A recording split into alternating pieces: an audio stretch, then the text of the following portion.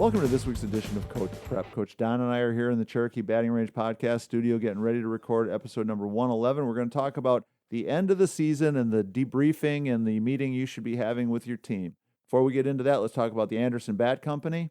Everything Fast Pitch is very proud to have Anderson Bat Company as our presenting sponsor. Anderson Bat Company is using the latest and greatest bat technology to corner the market in the fast pitch world.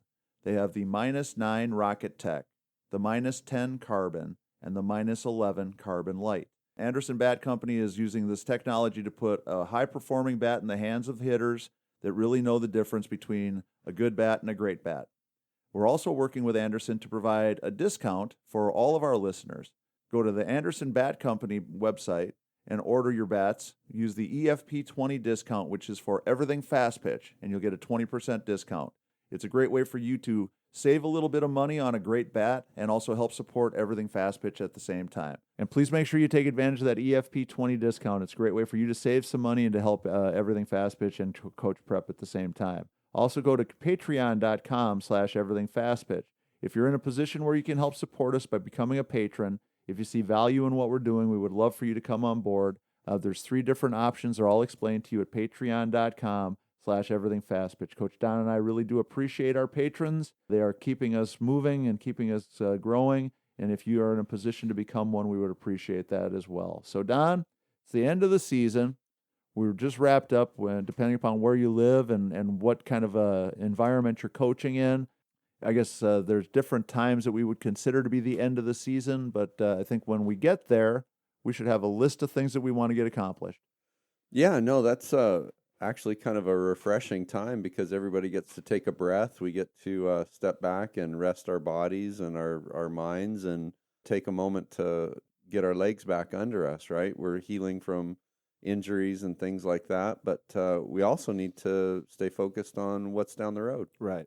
Well, to me, the exit meeting at the end of the season, obviously as a college coach, was always a challenging thing, and challenging for different reasons. One, saying goodbye to those seniors that had been part of the program for 4 or 5 years that you really had gotten to know and appreciated, knowing that they were moving on. It was always kind of a bittersweet thing. Sure. We appreciated everything that they had done and excited for what the future would hold for them. Every once in a while we'd get lucky enough that one of those people would be coming back to be like a graduate assistant and help with the team. But for the vast majority of them, they're out the door and on with their real lives and getting ready to do other things. But where the rubber really meets the road is with the discussions that you have with all the players that can be returning. You want to make sure that you send them into the off season with the right message and the right information. Good mindset. So that they can come back as improved versions of themselves. So we would always try to do a quick little discussion, about how you felt the year went, how things went for you, things that you were happy with, things that you were disappointed with. We always tried to make it a no-holds-barred environment where kids could really speak their minds. Some kids, I think, did that, some did not. But we wanted to give them a chance to kind of, go through their own impressions and self-assessment. Yeah. And then we would always talk about, what our opinion as coaches was and what we saw, what we thought of were strengths, what we thought of were weaknesses, and then tried to use that information to frame a plan of attack to come back next year a little bit better player, a little bit more prepared to compete.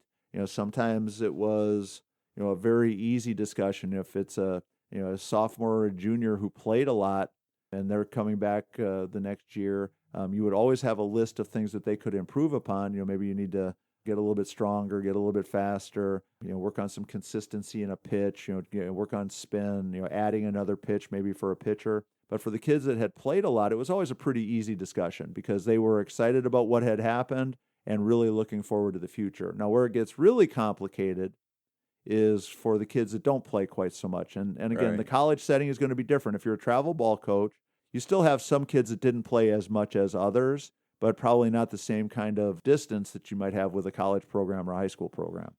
No, I think that's exactly right. And we're trying to make sure that they're going to be the best versions of themselves. That's how you term it a lot, and I like that. To do that, you've got to really get down and be tough on assessing what it was that we need to do better at, whether it's backhands, whether it's hitting outside pitches, whether it's, like you said, hitting your spots with your curveball. Yeah. All those pieces are going to be important. And then even just a general plan, if everything was perfect, I mean, it's never exactly like that, but even if it was perfect, to come back better, faster, stronger, right? Right. When I think the hardest thing for me was always looking at a player with a critical eye to really be able to have a list of things that I thought and felt that they really could improve and really needed to improve upon, but then try to deliver it with a positive spin.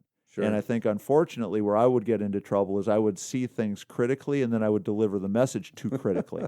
And, it started to come across like, well, Don, you stink at this, and you're terrible at that, and you're awful at this other thing, and if you don't do this, then it ended up not having the same message that I really wanted to deliver. And so I think the advice I would give all our coaches is that when we're assessing where a player's strengths and weaknesses are, to really look at it critically, but then in your mind, before you get into the discussion with the player, kind of rehearse a way of saying it, rehearse the message that you want to deliver, so that you're delivering it with a positive feel. Can you sugarcoat it? Well, I don't think you necessarily have to sugarcoat it as much as just be honest. Be aware of how we're... But, yeah.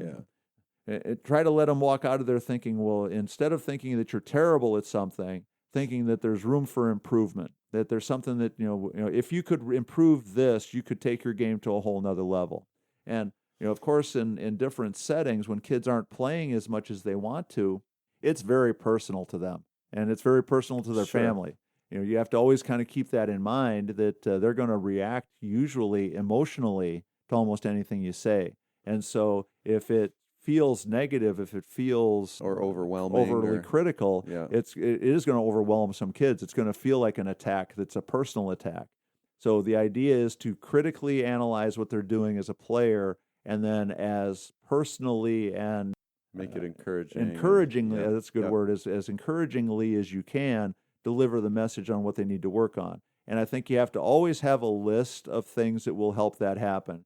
If I say, Don, I think you need to improve your lateral quickness, I can't just say that and then leave it up to you. I have to say, Don, I think you need to improve your lateral quickness, and here's a list of the 15 drills that you could be working on over the summer. If you do these things. Yep. You can break it out and do these first 5 for the first 2 weeks, do the second 5 for the middle 2 weeks, do the last 5 for the last 2 weeks before you come back.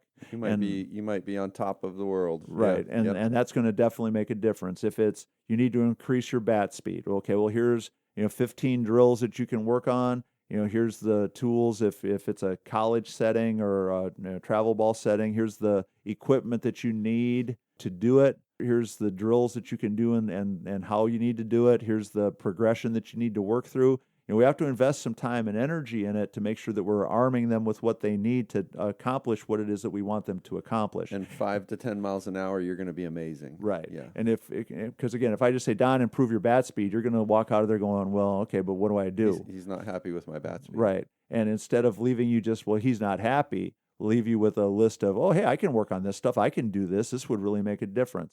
And again, whatever it is, so that we're prepared in that meeting, prepared with our discussion to give them some guidance, real guidance on what we would want to do, almost like we're still coaching them, even though it's the quote-unquote off season. Now, I also would always tell kids, especially in the college setting, because the college season is such a grind. I think for a lot of kids, the travel ball season is a similar grind. It's okay to take a week or 10 days or 2 weeks and not even look at your glove or not even look at a bat and rest up and kind of sleep late or whatever it is that you need to do. Refresh the batteries. To recharge and come back ready to go. But we always want to talk about that there's a difference between taking a break and slacking off. Yeah. That there's a difference between resting up a little bit so you recharge your batteries and getting kind of lazy and used to not doing anything. Completely unplugging. Right. Yeah. Trying to talk about those kinds of things too. And then I would always try to talk about what I think the future would hold if they could adjust and adapt and make some of these improvements. So if somebody was the 14th or 15th player on the roster, and let's say we had 5 seniors that were leaving, don't bank on the fact that that means you're going to be in the starting lineup next year or really close to the starting lineup, because you need to improve these things to give yourself a better opportunity. Obviously in the college setting, You always have kids that are leaving because they're seniors, but you always have new kids coming in because they're freshmen. And so the level of competition is always going to change. And so I tried really hard to never promise that if you do this, you will get this return in playing time. Sure. But wanted to always phrase it and frame it in a way to say, well, if you do this, you're going to really improve your game. It's going to give you a better chance to compete for a starting spot. It's going to give you a better chance to compete to have a bigger role or to move up in the batting order or whatever it might be for that player, depending upon what their current situation was. No, I think, as you're saying all those descriptive words, I think that's creating a very encouraging environment and going to let them walk out of the meeting feeling like, hey, things are good and we're going to make them better. Yeah, and even if they're not great, that they can get better. I think optimism in these meetings is important. Now, of course, you're still going to always have some players that are just going to look at it and say, I'm not coming back. It is what it is. Yeah, I'm not coming back. And this is the last part of this spectrum of the discussions that you get to have. Every once in a while, you have to be able to be honest with the player and say, you know what, it really doesn't matter how hard you work. You're never going to be a starter on this team. And that's a tough message for sure. But again, especially if we're talking about travel ball kids, they need to be playing. Right. And if they're not playing within our group, they're not going to be excelling their skills to a point that, that they're going to enjoy the game much anymore. Right. So it sort of sounds like for our regular listeners, like I'm talking out of both sides of my mouth when I say that, some kids should leave programs because we rant and rave about the transfer portal all the time. Right. And, my position has always been there's always times and places when a player leaving the program is the right thing. A player leaving the team is the right thing. They just don't match up. Sometimes it's their idea. Sometimes it's my idea. Sometimes it's just the circumstances that make it the right idea. But I think that the worst thing a coach can do is to kind of gloss over the reality of it and say, well, if you just keep working hard, it'll all work out.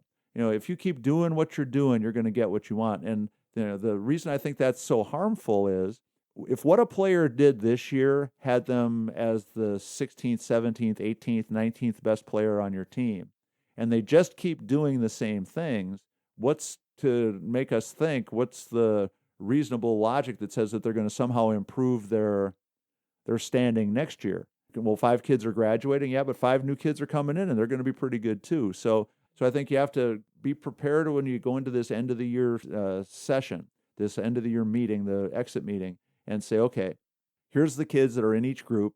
Here's the message I need to deliver to all these kids. Here's the way I'm going to deliver it. I'm going to look at all of them critically, but I'm going to deliver the message optimistically. But I'm going to be honest about where players really are in the spectrum, where they are in the food chain, so that people can make honest decisions based on what's best for them and for the future of their career. If you're the 19th best player on a college team, you are not going to play. If you're the 13th best player on a travel ball team, you're going to play in all the pool games, but you're not going to be playing in the championship games.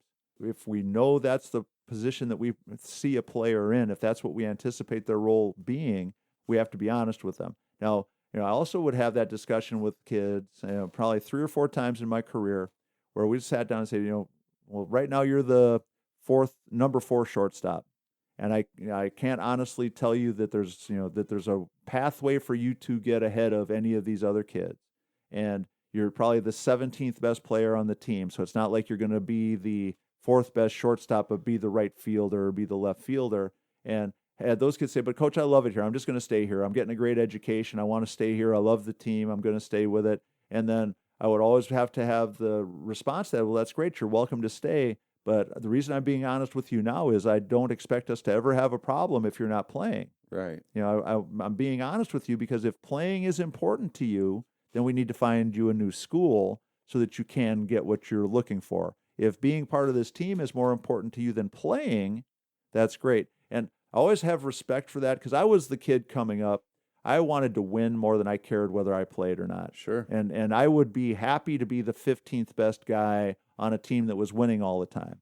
Now, when I was the 10th best guy on a team that wasn't winning very much, then not being in the lineup was a lot more frustrating to me. Absolutely. But when we were successful, I was happy being part of a successful team. And so I think I have a different perspective on that. I never felt like I had to play all the time for me to feel like I was a contributing part of the team. But I think from a coaching perspective, we need to be prepared to have all these discussions and have these kids, as aware as possible so that they can know what their expectations are, what we expect of them, and what they need to improve upon for the future. Tori, do mom and dad have a role in our postseason meeting for travel ball kids? Well, I think it depends on the age of the kids. Right. I think the older the kids, the more you should be talking with them, and especially for those kids that have aspirations of playing in college, because you're preparing them for what they're going to have when they become a college player. Because mom and dad are part of the support staff. Yeah. And now, the younger the players, obviously, I think then all these discussions include mom and dad. Yeah. But I think as you get up into the 18 and under age group, that these kids are close enough to adult that we should be able to have an adult discussion with them. I think that's going to be up to each coach to decide what their comfort level is and what their relationship is with the players too.